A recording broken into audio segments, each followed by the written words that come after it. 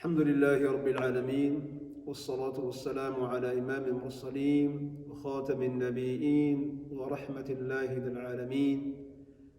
ما بعد, nous avons fait nos adieux aux 2 tiers de notre mois béni, le mois de Ramadan. Nous demandons à Allah subhanahu wa ta'ala pour qu'il accepte de nous ce que nous avons jeûné et pour qu'il nous aide à bien saisir le reste de ce mois béni.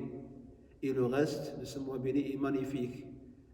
Le reste, c'est la dernière décade de ce mois béni.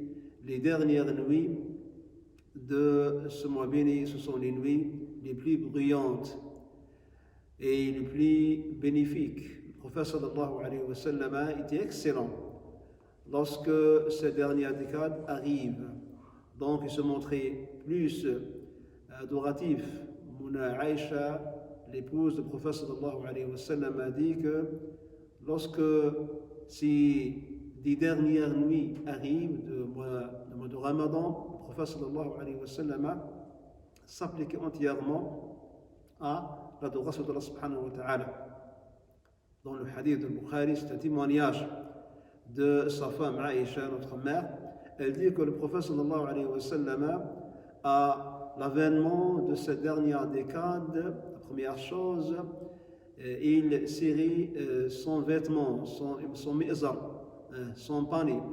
Et les savants disent que ça c'est une métaphore. Le prophète sallallahu alayhi wa sallam renonçait à tout rapport avec ses femmes et s'abstenait d'avoir des rapports, et ce pour se consacrer entièrement à l'adoration durant ces dernières nuits du mois de Ramadan.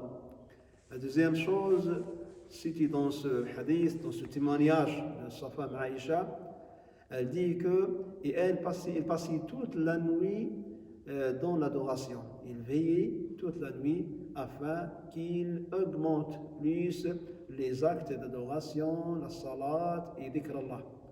Et la troisième chose, dans ce hadith, il réveille sa famille afin qu'il fasse autant.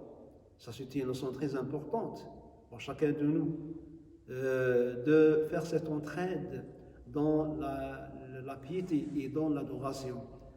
Donc le prophète sallallahu alayhi wa sallam, à l'instar de tous les prophètes alayhi salam, Allah subhanahu wa ta'ala nous raconte l'attitude d'Ismaïl alayhi salam dans Surat Maryam. Allah subhanahu wa ta'ala dit que Ismaïl alayhi salam incitait sa famille à faire la prière et à donner la zakat. Alors Rasul sallallahu alayhi wa sallam nous incite à faire cette entraide entre l'homme et la femme et les enfants lorsque les membres de la famille se lèvent tous pour faire la prière nocturne. C'est une image excellente et magnifique.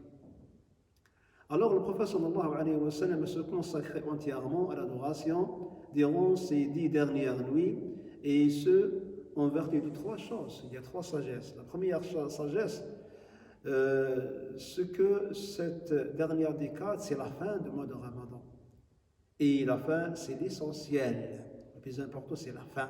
Car Rasul sallallahu alayhi wa sallam a dit dans le hadith de Bukhari que les actes sont estimés par leur fin.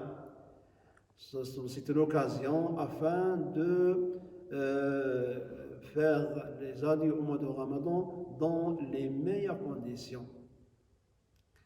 C'est pour ça qu'Allah subhanahu wa ta'ala a ordonné à son prophète alayhi salam dans Surat Idha Ja'a Nasrullah, la surat que presque tous les musulmans connaissent, de multiplier l'istighfar. Fasabbih bihamdi rabbika wastaghfir. Ô Muhammad, redouble l'istighfar, redouble dhikr Allah, car tu es à la fin de ta vie.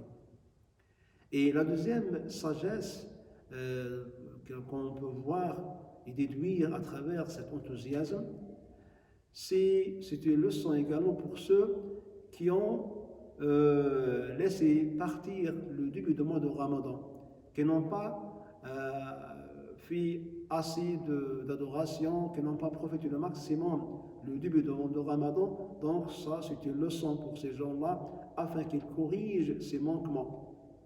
Les gens qui n'ont pas profité la première décade, deuxième décade, voilà, l'occasion, elle est là, afin qu'il puisse rattraper donc ce manquement par le redoublement des actes d'adoration. Et la troisième sagesse, c'est en vertu de l'existence de cette nuit brillante qui s'appelle Laylat al-Qadr.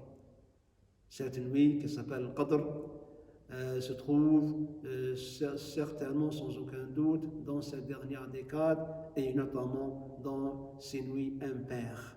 La preuve se trouve dans le hadith de Bukhari et de Muslim d'après Ubad ibn Samit qui a dit que le prophète sallallahu alayhi wa sallam est sorti pour nous montrer exactement cette nuit. En sortant, il a entendu des vacarmes à cause d'une polémique entre deux compagnons sur le sujet de cette nuit. Alors Rasul sallallahu alayhi wa sallam a oublié à cause de cette polémique. Il a dit que j'ai oublié, bien cette nuit a été enlevée de ma tête à cause de cette polémique. Et ça nous montre aux croyants les fruits amers de la polémique. La polémique est toujours détestable dans l'islam. Mais il a dit que tant mieux, il y a quand même une sagesse derrière cet oubli. Puis il a dit à ses compagnons, donc cherchez-la à travers les 10 dernières nuits, et surtout dans les nuits impaires, 21, 23, 25, 27 et 29. Cette nuit, c'est la nuit la plus brillante dans tous les temps. Comme le dit le Coran al-Karim, Allah subhanahu wa ta'ala dit que certainement nous avons révélé le Coran dans la nuit de l'Qadr. Ô Muhammad, et tu ne pourras pas savoir exactement l'ampleur et le mérite de cette nuit.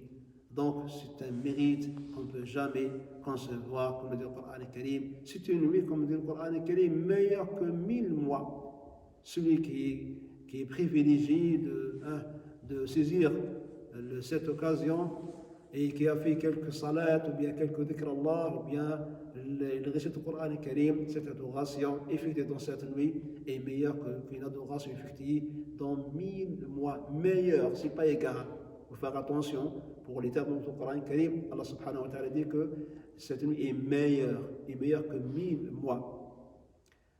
Car l'honneur de cette nuit, au fait, vient de l'honneur du Coran al-Karim. Donc il ne faut pas laisser partir cette occasion, et surtout pour gagner le pardon d'Allah subhanahu wa ta'ala. Le prophète sallallahu alayhi wa sallam a dit dans le hadith de Bukhari que celui qui veille cette nuit dans l'adoration, dans la salat, etc., donc tous ses péchés, les premiers et les derniers, lui seront absous. Or, la clémence d'Allah subhanahu wa ta'ala, son pardon, c'est le meilleur don. C'est pour cela que Aïcha a dit un jour au prophète, ô messager d'Allah, qu'est-ce que je dois dire si jamais je coïncide à cette nuit? Alors on lui a dit, répète cette dua. Dis, ô Allah, c'est toi l'indulgent, le clément, le pardonneur, et tu aimes le pardon, donc pardonne-moi. Donc la meilleure dua, selon ce hadith que nous devons répéter durant cette nuit, c'est la demande de l'absolution des péchés. Car si Allah subhanahu wa ta'ala nous pardonne de les péchés, donc c'est la réussite éternelle. Nous demandons à Allah subhanahu wa ta'ala pour qu'il nous accorde ce privilège de vivre cette occasion, l'ambiance de cette nuit, et pour qu'il nous pardonne tous ses péchés. Amin. Wa akhiru da'wana anil hamdulillahi rabbil alamin.